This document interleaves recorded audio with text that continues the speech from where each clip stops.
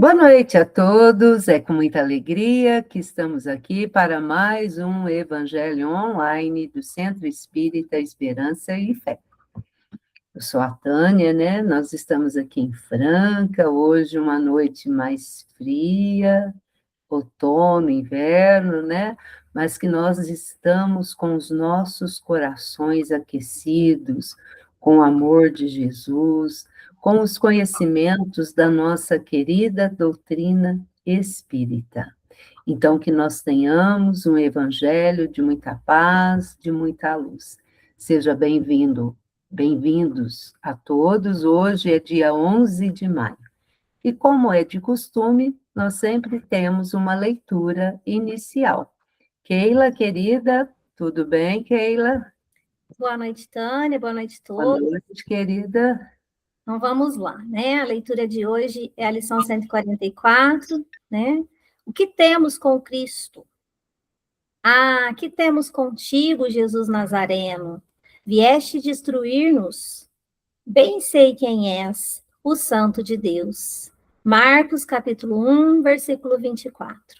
Então, Emmanuel vem nos dizer que grande erro supor que o Divino Mestre houvesse terminado o serviço ativo no Calvário. Jesus continua caminhando em todas as direções do mundo.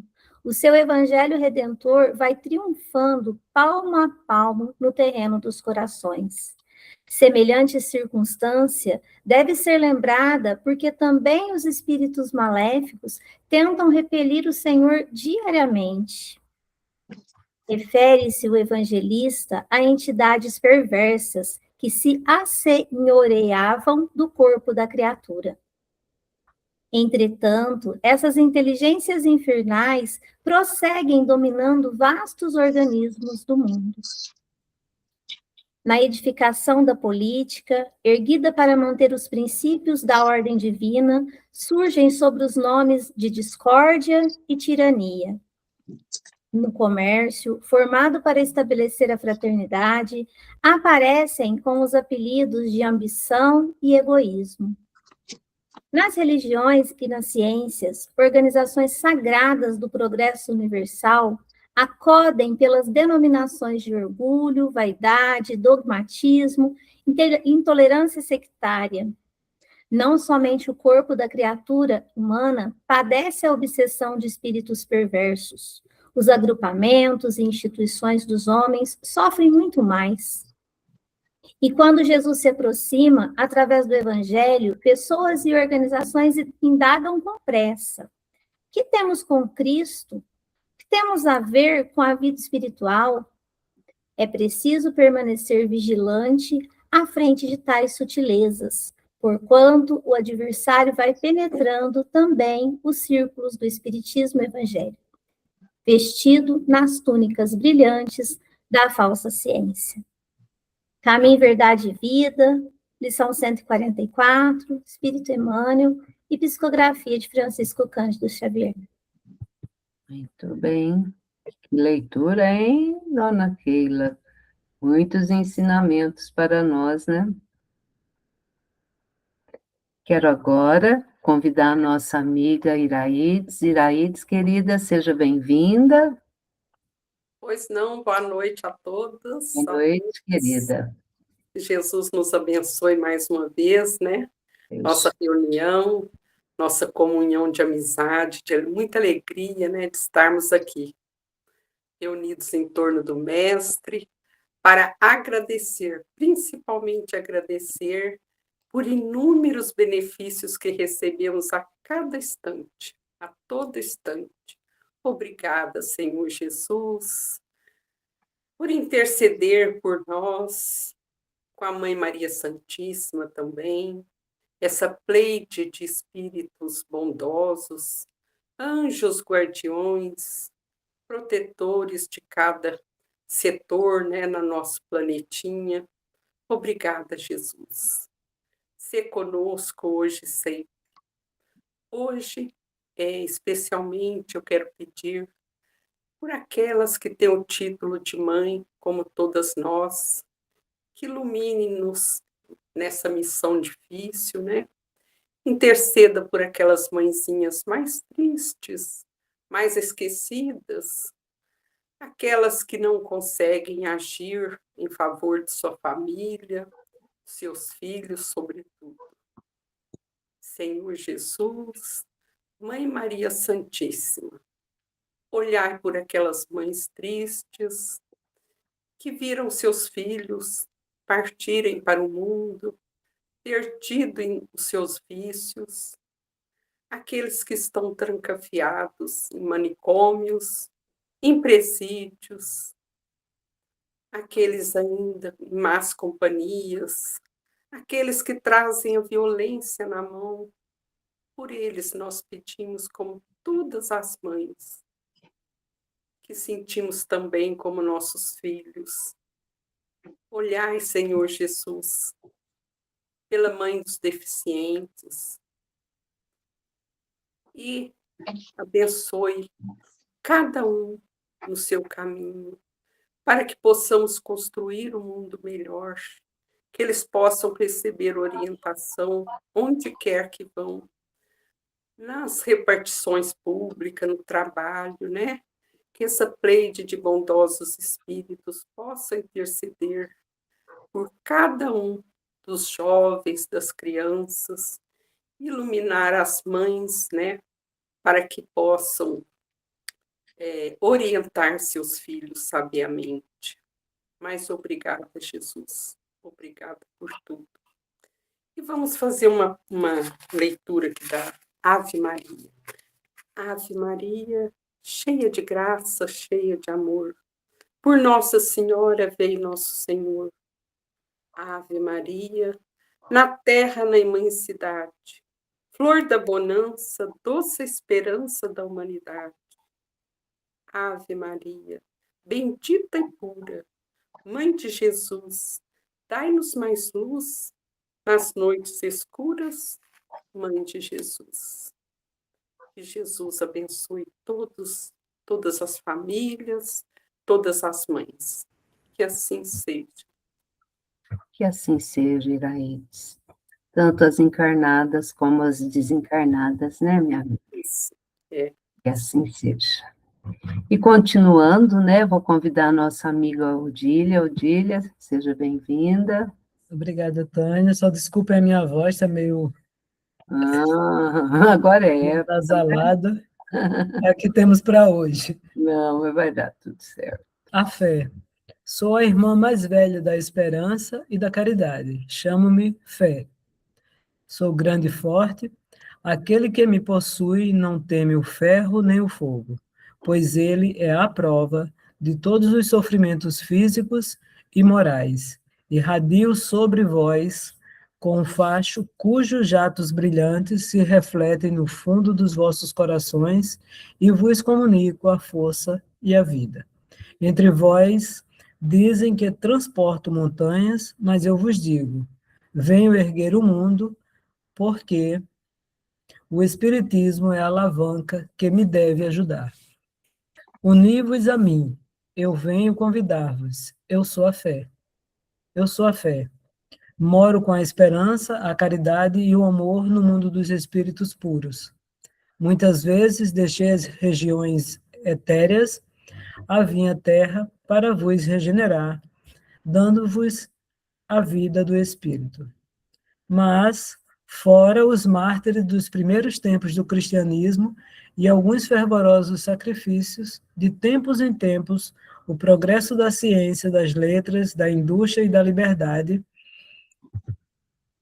não encontrei entre os homens senão a indiferença e a frieza, e tristemente retomei o meu voo para o céu.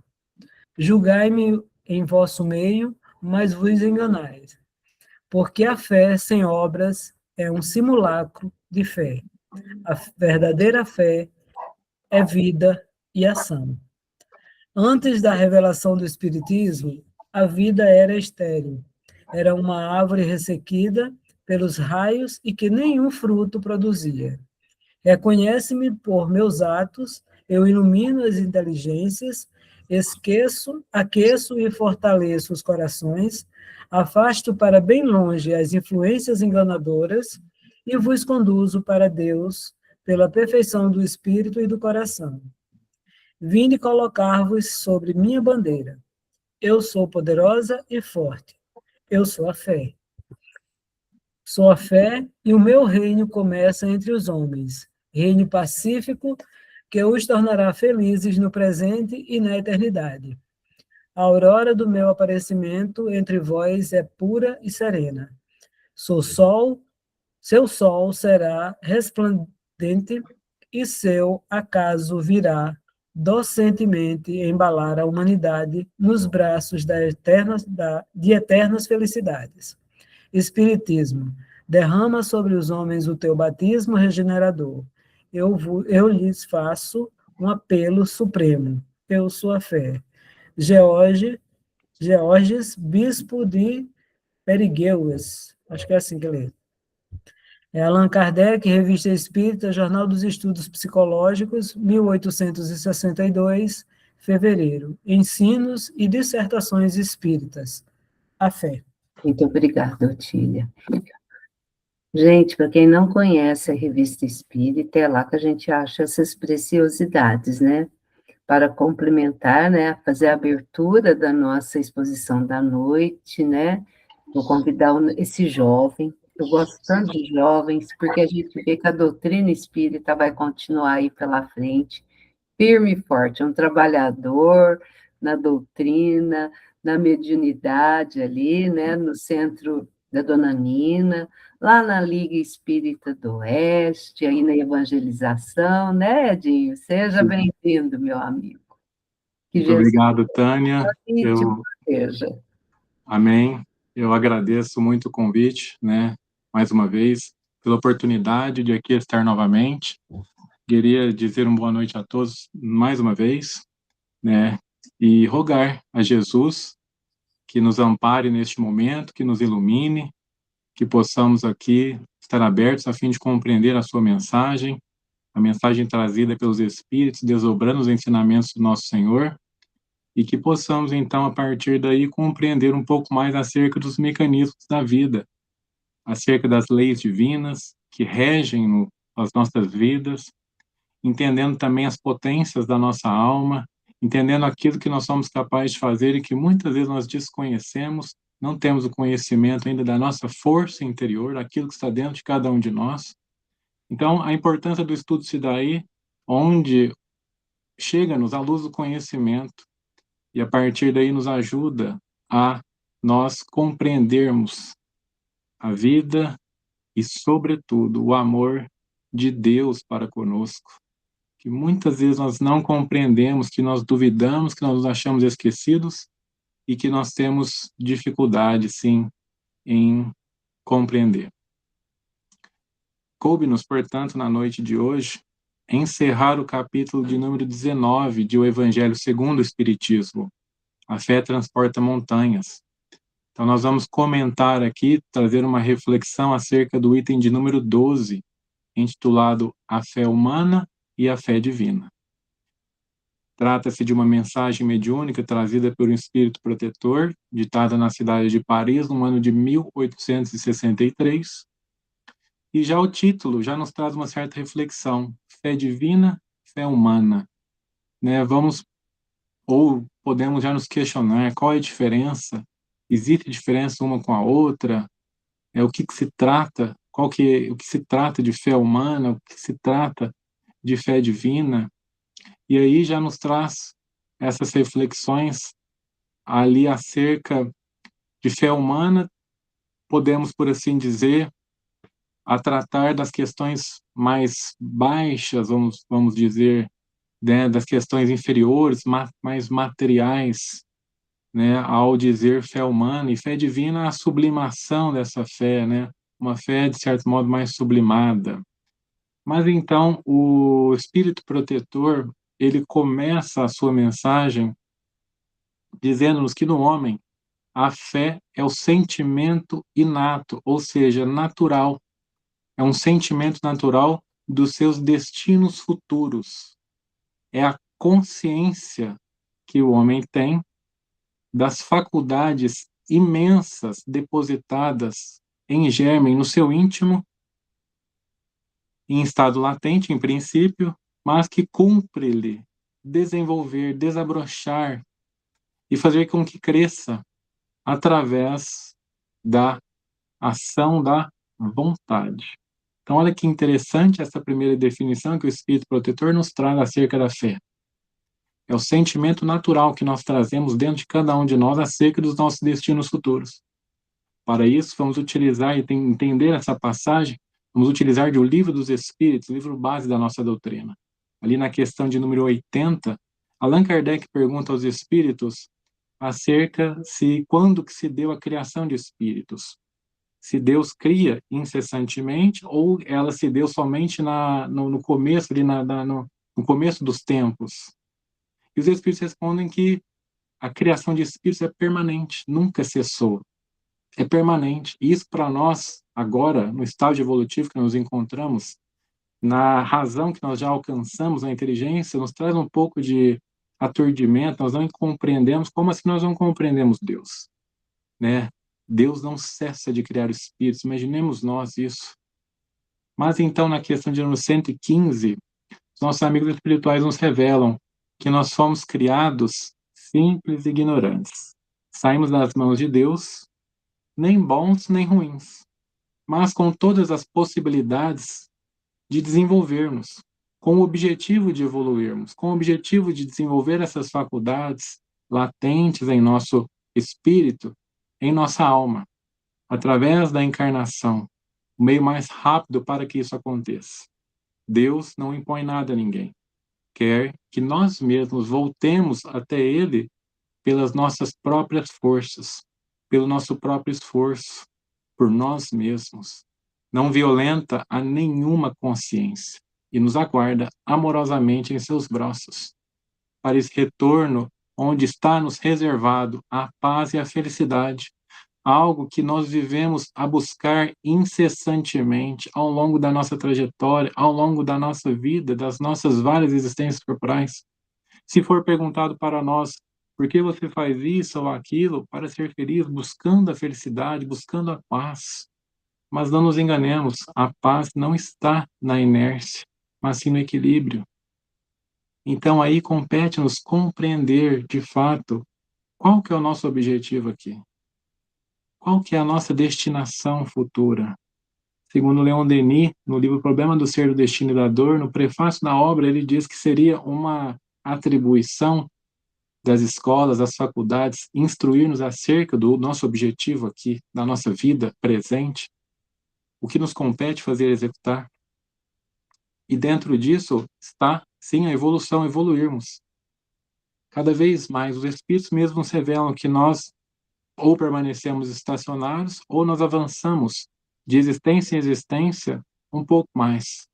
Essa evolução se dá de uma forma, primeiro, intelectual, onde a inteligência é, de certo modo, trabalhada através dos nossos trabalhos, das nossas ocupações materiais, também acerca dos problemas pelos quais nos enfrentamos, que são as vicissitudes que a vida corporal nos impõe, onde nós precisamos ali satisfazer as nossas necessidades básicas.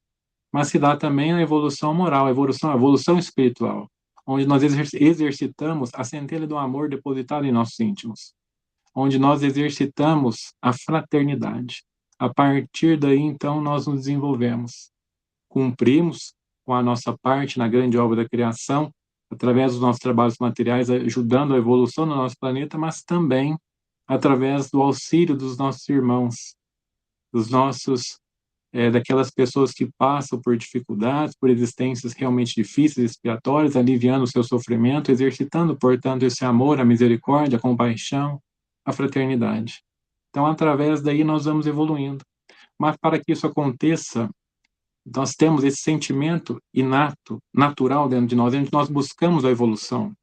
No primeiro momento, onde se faz mais forte os interesses materiais, a matéria ainda predomina sobre o espírito, a matéria ainda predomina sobre o sentimento, nós julgamos ser que a evolução se dá onde nós evoluímos materialmente. Uma casa melhor, um trabalho melhor, bens materiais.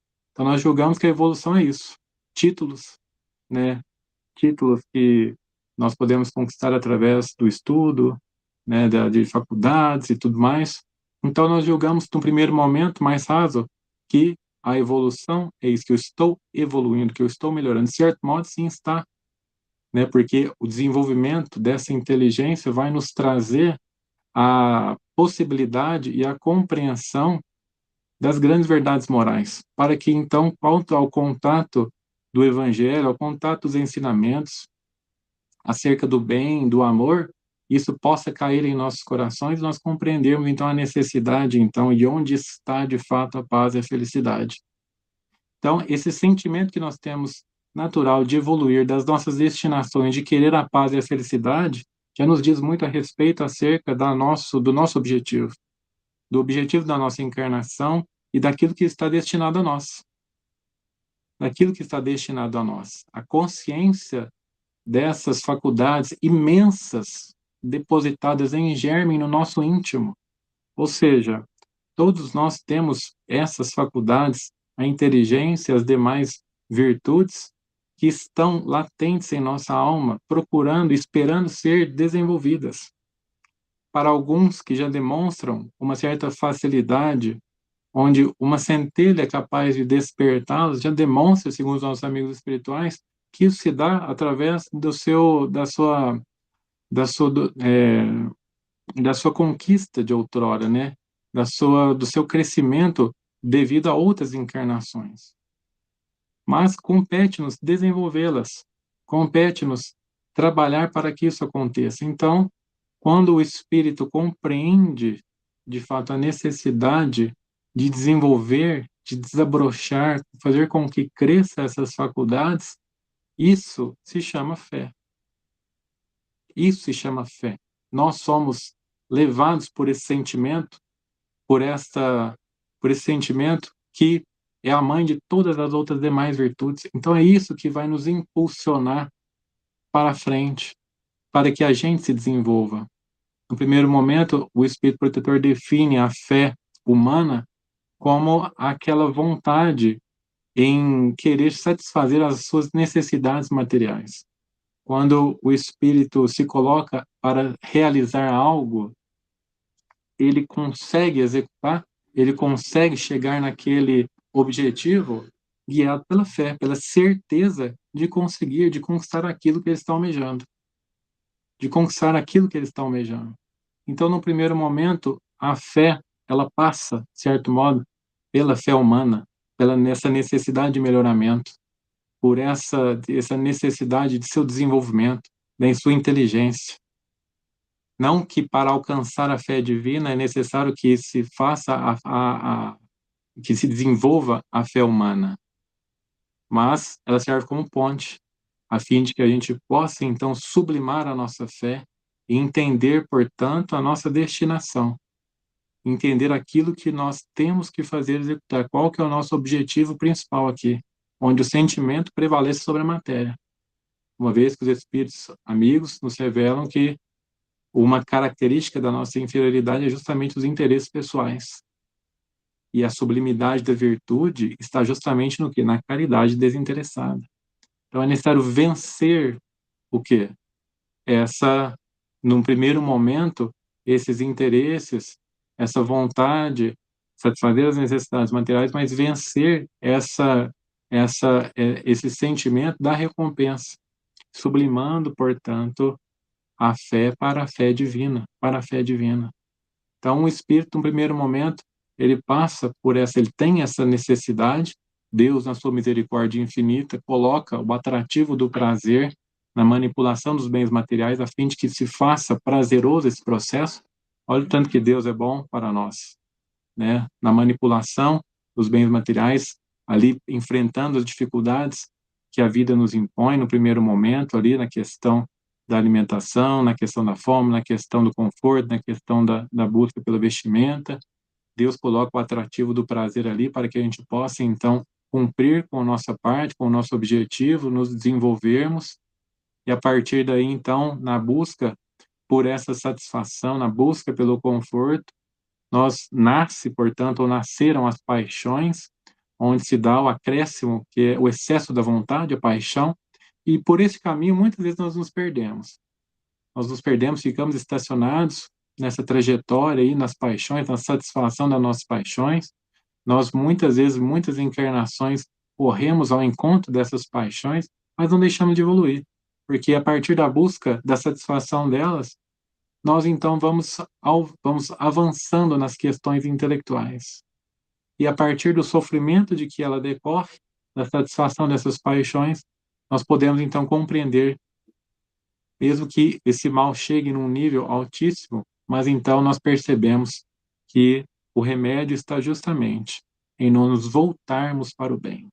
Nós nos voltarmos para o bem. E aí então onde podemos dizer que a nossa fé dá aquela virada de chave e então alcançamos a fé divina, ou a busca por essa fé divina, o desenvolvimento dessas virtudes, o desenvolvimento da certeza da assistência de Deus.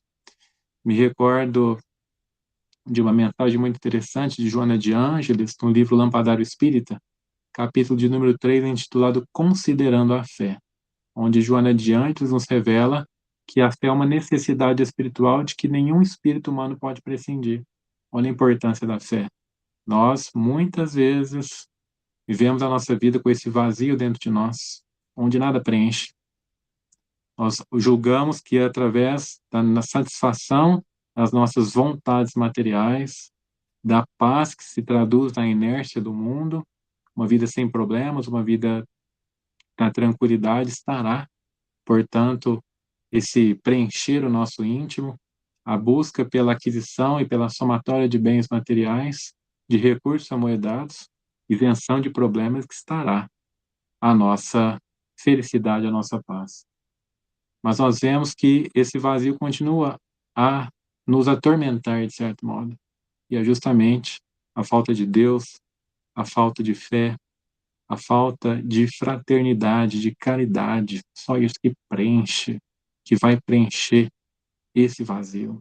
A certeza da assistência de Deus, a certeza de que a nossa existência, ela é muito maior, que o objetivo da nossa existência é muito maior, é muito mais sublime do que nós podemos imaginar. Muito mais sublime. Os Espíritos não querem somente que a gente viva, que a gente alcance as conquistas, que nós nos destaquemos, de certo modo, no mundo físico, muito mais, eles querem que a gente evolua. Eles querem que a gente vença essa influência material, que a gente se eleve ao mesmo nível que eles, ou até mesmo mais, que a gente busque o bem incessantemente. Então, Joana de Ângeles nos diz que, do mesmo modo que o corpo físico necessita do pão e do ar para a nossa manutenção, para a manutenção do nosso patrimônio celular, a fé é algo que revigora as nossas energias, tonifica a nossa organização física e psíquica. Quando nós demonstramos essa certeza da assistência de Deus, essa certeza do que nós temos que cumprir e evoluir aqui, do nosso desenvolvimento, do desenvolvimento dessas potências da alma a partir da prática do bem e da caridade. Esse é o grande objetivo nosso no cumprimento integral das nossas atividades.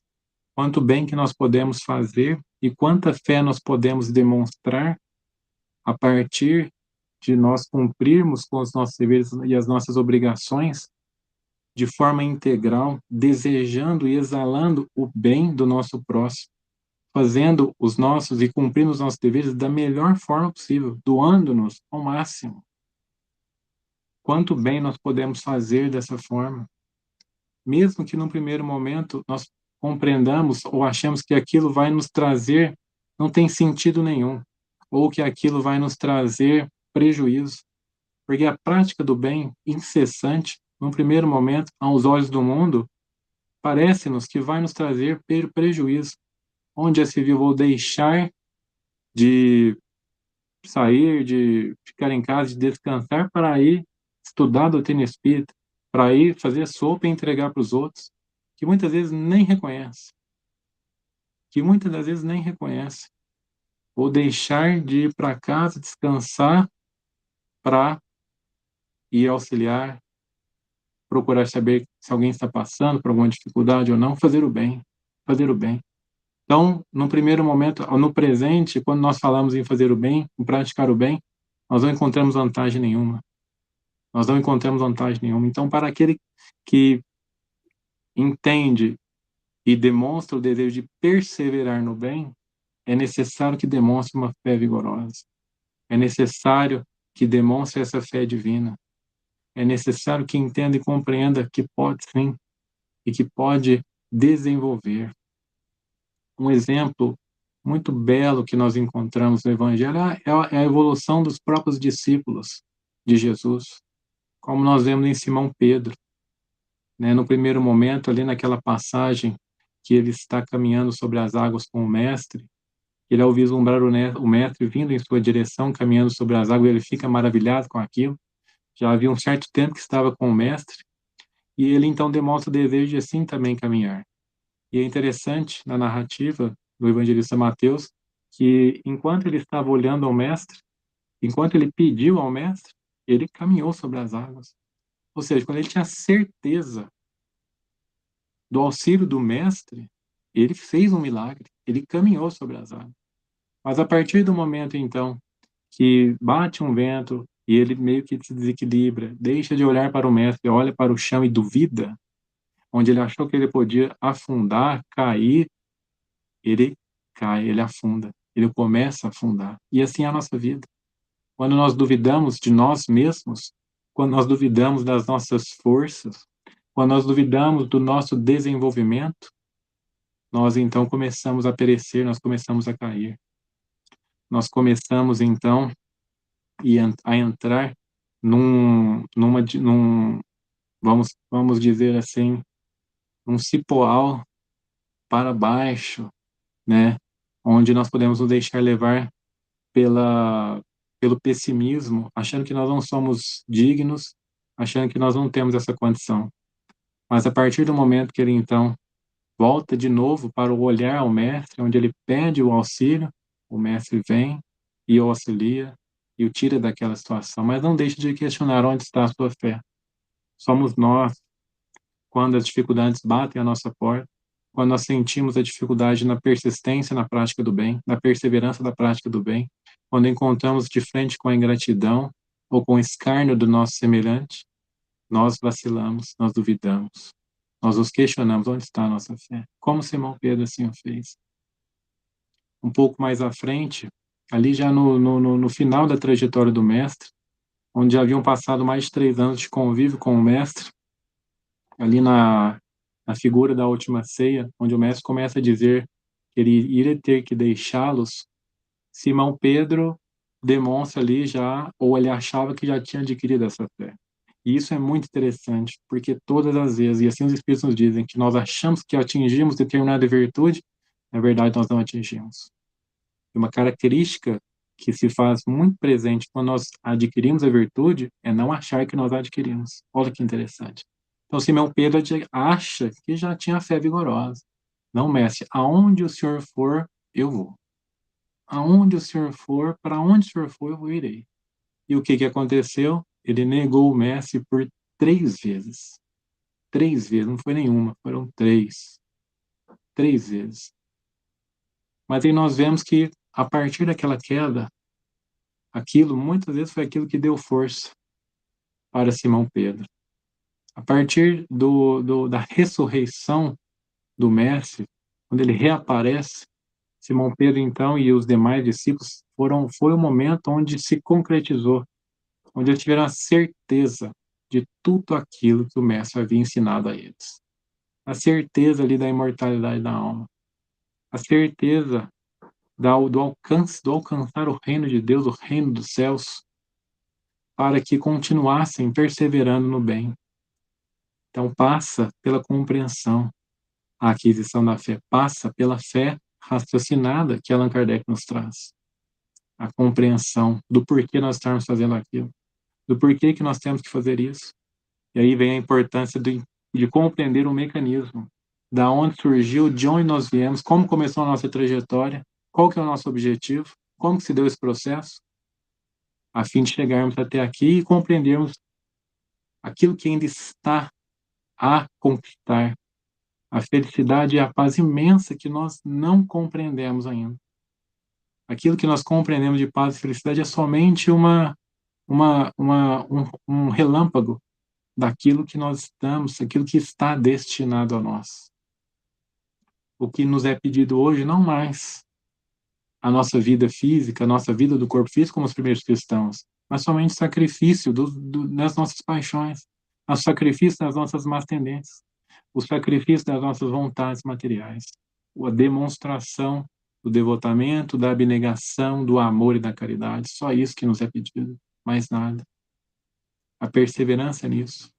Então nós vamos ver Simão Pedro um pouco mais à frente, ali no livro de Atos dos Apóstolos, no momento onde ele se dirigia com o apóstolo João ao templo em Jerusalém para orar. E quando eles chegam na porta do templo, está lá um paralítico. E o paralítico então volta-se para eles e pede-lhes dinheiro.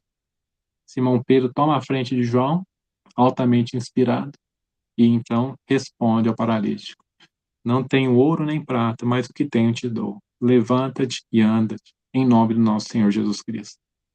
E o paralítico levanta. Ali ele demonstra a fé vigorosa, a conquista da fé. Ali ele demonstra aquilo que todos nós somos capazes de fazer. Por mais que nós possamos duvidar de um momento, agora, mas através do estudo da doutrina espírita, através do espiritismo, ele nos traz toda a ferramenta, toda a bagagem para que a gente possa se apoiar e conquistar essa fé vigorosa. Cabe-nos o quê? A ação da vontade. Somente através da vontade firme, perseverante, é que a gente vai conquistar, que a gente vai conseguir essa vontade. Ao falar dessa vontade, me recordo de uma passagem do Evangelho também, onde havia aquele homem que estava doente, e ele então, quando o mestre chega perto dele, ele pergunta: se quiseres me curar, pode me curar. O que o mestre responde a ele? Eu quero. Ou seja, a vontade. É necessária a vontade, assim como o mestre chegava diante dos outros, os demais, e perguntava: o que queres que eu te faça? Que me cure, que eu veja, como no cego, que eu veja. Então, olha a importância da vontade. Me recordo de uma mensagem muito bonita de Emmanuel, no livro Pensamento e Vida, capítulo de número 2, intitulado A Vontade.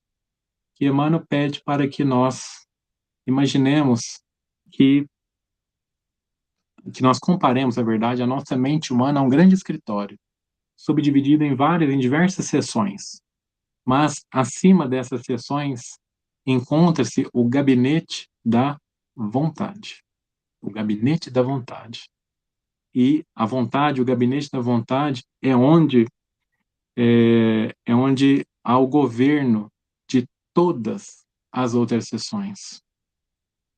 Sem o botão poderoso da vontade, a máquina está condenada à inércia, mas também, com o poderoso botão da vontade, ao movimento. Então, é a vontade que vai determinar nessas sessões, o governo dessas sessões. As sessões podemos entender como a nossa memória, os nossos desejos, a nossa inteligência. Então, o que vai determinar o desenvolvimento ou a satisfação de cada uma dessas sessões é a vontade.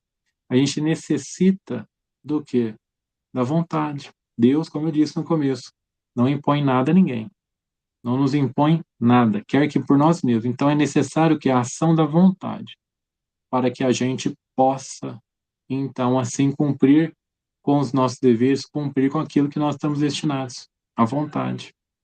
Isso é muito interessante porque o mestre, ao longo da sua trajetória, ele demonstra toda a sua força justamente na cura dos enfermos. Ele não aquece ao pedido dos fariseus e dos doutores da lei, ao fazer ali, a dar demonstrações acerca da sua grandeza na frente deles, porque assim, se ele assim tivesse feito, ele seria tido somente como um feiticeiro. Mas ele sublima essa mediunidade, vamos falar assim, essa força, a potência que ele tem, fazendo um bom uso dela, curando aqueles que ele podia curar. Ele sublima essa força, essa vontade, esse desejo de de exercitar, de curar. Então, olha que interessante. O que ele faz com essa força? Ele sublima aquilo que estava dentro dele, aquilo que já estava desenvolvido.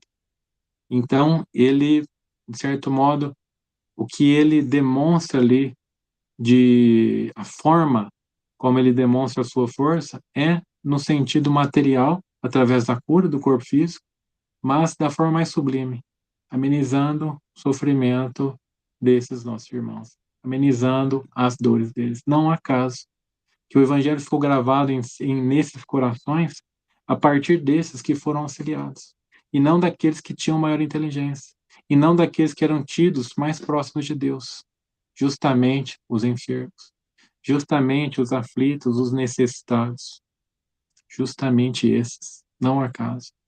E não nos enganemos a respeito da doutrina espírita também, esse consolador prometido pelo Mestre, que somente será compreendido ou aceito e acolhido por esses corações, e não por aqueles que demonstram ou que são detentores de tanta inteligência assim, porque muitos se perdem, sim, nos fenômenos, e esquecem da sublimidade daquilo que está ao nosso alcance, e esquecem do verdadeiro objetivo da doutrina espírita, que é nos melhorarmos, que é fazer com que a gente avance, que a gente possa nos desenvolver, que a gente possa então evoluir.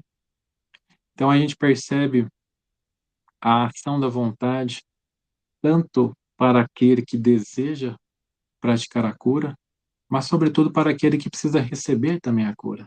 Porque assim como os Espíritos nos ensinam, Allan Kardec no livro A Gênese, quando ele trata dos milagres, aquele que não deseja se curar, aquele que não deseja a cura, por mais que a gente se preocupe e por mais que a gente ore e peça, aplique passes, ele não será curado. Então é necessária a vontade, até mesmo naquele que está enfermo, que está necessitando. E essa vontade, essa fé, essa certeza de alcançar, nós vemos isso muito claro no Evangelho, naquela passagem da mulher hemorroísta, onde ela então tinha certeza de que o mestre poderia curá-la. O mestre andava ali em meio à multidão, sendo tocado por muitos, mas no momento onde ela então toca as vestes do mestre, o mestre então para e diz: alguém me tocou, uma virtude saiu de mim. Olha que interessante que ele diz: uma virtude saiu de mim. Ou seja, o mestre andava em meio à multidão com o espírito aberto, a fim de auxiliar a quem necessitasse, a quem pedisse ajuda. Sua força era tão grande que exalava do seu ser, do seu espírito, que irradiava para todos que estavam ali. E no caso, a mulher que acreditava firmemente que o mestre, que Jesus poderia curá-la somente de tocar, porque ela acreditava que somente tocando as suas vestes ela poderia ser curada. No momento que ela toca, ela é curada na mesma hora. A vontade dela, a certeza dela, a fé dela. Por isso que o mestre de sua fé te salvou. Porque nós percebemos ali que não há uma imposição de mãos, o mestre nem se vira para ela, ela somente toca e é curada. Ou seja, a vontade dela, a certeza de que ela poderia ser curada pelo mestre, serviu como de certo modo, aspirou toda aquela irradiação de desejo de cura, de bem-estar de todos aqueles que estavam ao redor do mestre. Ele exalava aquilo. Então não houve essa necessidade, devido à força que o mestre tinha. Nossos amigos espirituais nos revelam que o mestre captava a força, o ectoplasma, para obter as curas do próprio nosso Senhor, de Deus, nosso Pai. Deus é quem auxiliava, é quem fornecia essa força. Ele tem tamanha a comunhão de nosso mestre com Deus, nosso Pai. Era dele. Nossos amigos espirituais, Allan Kardec, no livro A Gênese, nos diz que pode ser feito e considerado esse magnetismo através da própria pessoa, ou através, servindo de médium, né, dos espíritos para a pessoa que é curada, ou até mesmo da ação do espírito direto para a pessoa que necessita da cura. Então, através desse magnetismo, nós vemos ali a força ou a demonstração de fé, a forma mais sublime. Essa é a demonstração maior que o Evangelho nos traz acerca da fé divina, que a fé humana serve, de certo modo, de ponte para que a gente possa alcançar, então, essa fé divina. Tem uma mensagem muito interessante de Emmanuel também, no livro O Consolador, questão de número 354, quando ele pergunta, quando ele é questionado o que era ter fé. E os nossos amigos espirituais, Emmanuel, na verdade, responde que o seguinte: ter fé é guardar no coração a luminosa certeza em Deus. Certeza essa que ultrapassa o âmbito da crença religiosa e faz o coração repousar numa energia constante de realização divina da personalidade. Ou seja, não basta crer. Por muito tempo nós julgamos ser a fé uma crença religiosa, ter determinada religião, ser espírita, católico, evangélico, mas é muito além do que isso, é muito além disso. É depositar nas nossas forças, é ter a certeza da realização divina da nossa personalidade, ou seja, é a prática do bem diário, é o exercício das nossas virtudes, da paciência, da esperança, da caridade. Isso tudo é consequência, a fé é mãe de todas essas virtudes. Então, nisso consiste a fé. E Emmanuel continua a resposta dizendo que alcançar a fé não é mais dizer somente eu sei, mas não é mais dizer eu creio, mas eu sei, com todos os valores da razão tocados pela luz do sentimento. Ou seja, é compreender, não é crer cegamente, não é somente dizer eu creio, mas sem compreender, tem a necessidade da compreensão. Aí que está, a partir da compreensão, o tamanho da vontade daquilo que nós vamos empreender nessa necessidade, nesse desenvolvimento. É necessária a compreensão. A partir daí é que estará, portanto, onde nós vamos voltar a nossa vontade com todo fervor, compreendendo o porquê disso, o porquê daquilo, compreendendo a nossa destinação, compreendendo aquilo que está nos reservado, compreendendo o que nós temos condições. É necessário a compreensão, é necessário a razão, é necessário a fé raciocinada. E Emmanuel continua dizendo que essa fé não pode estagnar em circunstância alguma. E aquele que trabalha, ele trabalha intensificando a amplitude da sua iluminação, seja pela dor, seja pela responsabilidade, seja pelo dever cumprido, seja pelo esforço. Ou seja, muitas vezes, diante das situações que nos são apresentadas, que nós passamos ao longo da nossa vida, nós duvidamos. A fé estagna.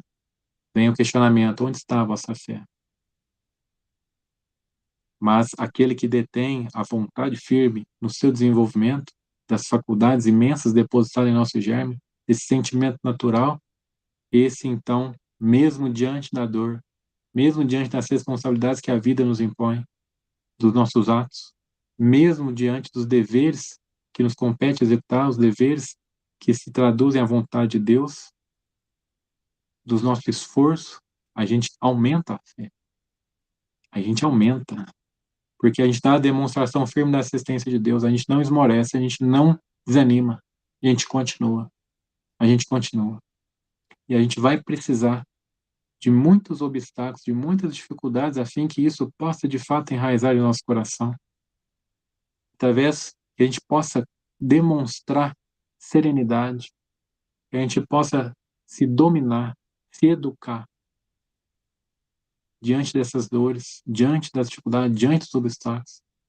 Somente quando nós dermos essas demonstrações, vencer serenamente, com autodomínio, com educação, nós estaremos demonstrando, portanto, a fé, essa fé viva, essa fé divina. Emmanuel, então, continua a resposta, dizendo que a fé é a certeza da assistência de Deus, se traduz, na certeza da assistência de Deus, que sabe enfrentar todas as lutas e problemas com a luz divina do coração. E que traduz também a humildade redentora, que edifica no íntimo do espírito a disposição sincera do discípulo com relação ao faça-se no escravo a vontade do Senhor. Isso para nós é muito difícil, muitas das vezes, compreender a vontade de Deus em nossa vida. As coisas não saem como a gente quer, muitas vezes, ou a maioria das vezes. e a gente se revolta, e a gente não compreende, a gente não aceita, a gente se volta contra Deus. Então, uma demonstração de fé é essa humildade redentora, de poder compreender, de aceitar a vontade de Deus em nossa vida, de aceitar muitas vezes que aquela dificuldade vai nos trazer a força e o aperfeiçoamento que nós necessitamos. Saibamos, portanto, ou aprendamos, como nos dirá Leon Denis, aprender a sofrer. Aprender a sofrer. Aprender a aceitar, obedecer, demonstrar resignação perante a vontade de Deus, com aquilo que nós não temos condições de, por um momento, modificar. Por um momento, modificar. Quantas situações nós passamos que não exige de nós nada. Ela mesma vai embora. Não precisa fazer nada, só ter paciência. Só esperar. A coisa vai e se resolve por si só. Se resolve sozinha. Sozinha. Então, a partir daí, nós então compreendemos que a fé humana, ela é a vontade em querer satisfazer as suas necessidades. Nós compreendemos que a realização é a vontade em realizar algo, seja grande, que vai trazer, sim, algum progresso, seja não somente para a pessoa, mas para aqueles que o cercam. E a fé divina se traduz nessa certeza de melhoramento, nessa certeza de evolução, nessa conquista dessas virtudes que estão latentes em nossa alma, esperando a nossa vontade, o concurso da nossa vontade, a fim que desabrochem, a fim de que cresçam em nossos corações. Para encerrar, me encerro com uma outra mensagem do nosso benfeitor Emmanuel, no livro Vinha de Luz, capítulo de número 40, intitulado A Fé, que ele nos diz que a fé não é algo dado a nenhum não é dado a nenhum privilegiado, podemos por assim dizer, pelo Senhor. Quando nós vemos alguém que demonstra uma fé vigorosa, muitos acreditam que aquilo foi dado àquele espírito, àquela pessoa, mas não. A fé é construção. E ele faz uma analogia muito interessante com uma planta. Uma planta. Nosso coração sendo a terra, a fim de que nós possamos, então, recolher as sementes a traduzir o Evangelho. O Evangelho são sementes de luz que, quando caem na terra dos nossos corações, possam, então, florescer e frutificar. Mas no começo essa planta ela é muito frágil e necessita cuidado. Assim também a nossa fé. No começo é preciso muita perseverança, muito cuidado. É necessário que limpe todos os detritos, seja da maledicência, seja da impaciência, seja da pressa, seja do julgamento, e sim adquirindo a compreensão, a calma, a serenidade, a fim de que cresça essa planta, a fim de que cresça a fé em nossos corações. Em nossos corações. Então, é muito importante que a gente possa, então, assim, construir essa fé ao longo da nossa trajetória, ao longo da nossa vida, diante das situações, e que ela possa, então, assim, florescer em nossos corações. Emmanuel, no livro Renúncia, quando ele fala para nós de uma existência sua como Padre Damiano, e lá ele nos diz como ele conquistou a fé. Em determinado momento, em conversa com Madalena Villamil, ele então diz que todas as manhãs, ao acordar, ele orava, lia um trecho do Evangelho e buscava, ao longo do dia, exemplificar, testemunhar aquilo. Ao final do dia, ele então passava todos os seus atos, todos os acontecimentos na sua mente e procurava enxergar se ele conseguiu dar aquele testemunho ou não. E assim ele fazia todos os dias, a demonstrar-nos a importância do Evangelho, a importância do estudo.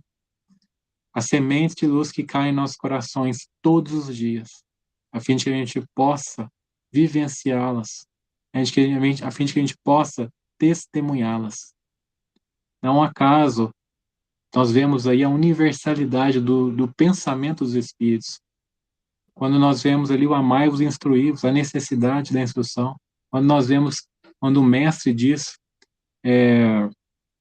vinde a mim, todos os que estão aflitos e sobrecarregados, que eu vos aliviarei. Tomai sobre vós o meu jugo e aprendei comigo. Tomai sobre vós o meu jugo. Amem. Aprendei comigo, instruí-vos. Nós vemos que os Espíritos falam a mesma língua, a mesma coisa, só mudam a forma de falar e que a gente possa, então, compreender. Então, fica aqui o meu agradecimento mais uma vez ao participar aqui dessa reunião e que Jesus abençoe a todos, que fortaleça a fé de todos, a esperança, a caridade, na certeza de que somente a prática do bem, a perseverança no bem vai nos trazer essa fé vigorosa e a condição de nós fazermos aquilo que o Mestre fez, ou até mesmo mais, como ele mesmo nos disse. Que Jesus abençoe a todos. Que assim seja, Edinho. Gratidão infinita, meu amigo. Você fez uma linda reflexão sobre a fé. Nos trouxe aqui, né, vários conhecimentos. Que Jesus, os bons amigos espirituais, continue te abençoando nessa tarefa que não é fácil, caminhar com Jesus ali, né? Tá trabalhando para Jesus, mas que você possa estar sempre divulgando os ensinamentos do nosso querido Mestre Jesus. Muito obrigada. Gratidão infinita, meu amigo. E pode esperar, hein? O telefone toca de novo. Pode chamar. Então, tá bom. Fica conosco que nós vamos fazer agora o nosso encerramento, né? Vamos agradecendo aos amigos, vamos para nossa sensibilização final. Quem colocou a sua aguinha aí, quem não colocou, mentalize um copinho de água, para que nesse momento nós possamos ligar a espiritualidade amiga, agradecendo por mais essa oportunidade, amiga, que Jesus, a equipe do senhor José Marques Garcia, a equipe dos nossos bons amigos, né, os amigos familiares, adentre o lar de cada um que estão aqui conosco, os que nos assistirão posteriormente, que possam receber toda essa luz, toda essa paz, todo esse amor, que as suas águas possam ser fluidificadas, Senhor, e que todos esses fluidos benéficos recaiam sobre nós. Gratidão infinita. Muito obrigada, meu Deus. Seu Adalto?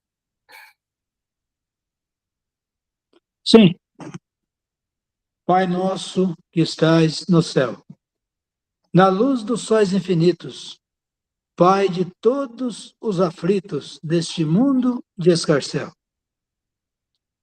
Santificado, Senhor, seja seu nome sublime, que em todo o universo exprime ternura, concórdia e amor.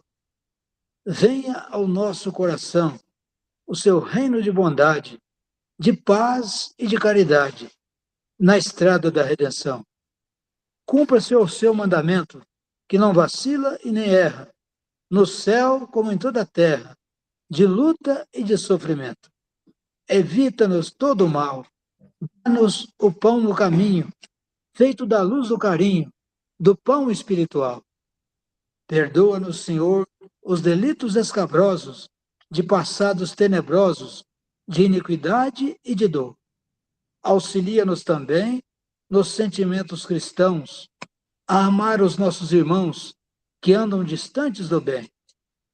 Com a proteção de Jesus, livra-nos a alma do erro, neste mundo de desterro, e distante da sua luz. Que a nossa ideal igreja seja o altar da caridade, onde se faça a vontade do seu amor. Que assim seja, Senhor Jesus. Muito obrigada, seu Adalto. E convidando os amigos para a próxima semana, nós estaremos aqui com mais um Evangelho Online. A semana que vem teremos aqui a nossa amiga Doroti, com Bem-aventurados Mansos. Então, fiquem todos convidados, uma ótima semana, Edinho. Muito obrigada por estar conosco e todos vocês, meus amigos. Um beijo no coração de todos e fiquem com Deus. Até a próxima semana, se Deus quiser.